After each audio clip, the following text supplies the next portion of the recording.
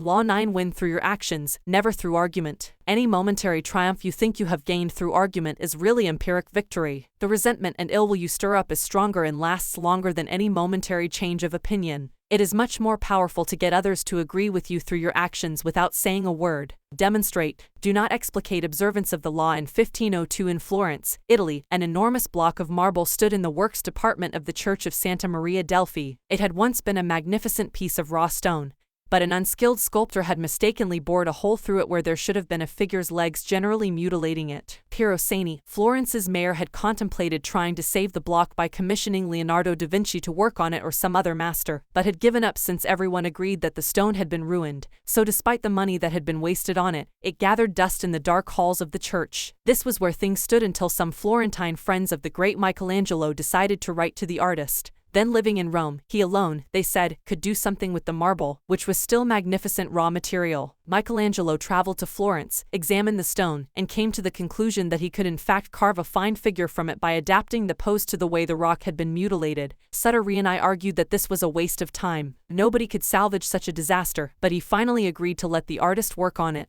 Michelangelo decided he would depict a young David sling in hand. Weeks later, as Michelangelo was putting the final touches on the statue, Sedini entered the studio, feigning himself a bit of a connoisseur. He studied the huge work and told Michelangelo that while he thought it was magnificent, the nose he judged was too big. Michelangelo realized that Sa was standing in a place right under the giant figure, and did not have the proper perspective. Without a word, he gestured for Sani to follow him up the scaffolding, reaching the nose. He picked up his chisel as well as a bit of marble dust that lay on the planks with Sani just a few feet below him on the scaffolding. Michelangelo started to tap lightly with the chisel, letting the bits of dust he had gathered in his hand to fall. Little by little, he actually did nothing to change the nose, but gave every appearance of working on it. After a few minutes of the charade, he stood aside. "Look at it now. I like it better," replied Sani. "You've made it come alive." Interpretation. Michelangelo knew that by changing the shape of the nose, he might ruin the entire sculpture. Yet Sani was a patron who prided himself on his aesthetic judgment.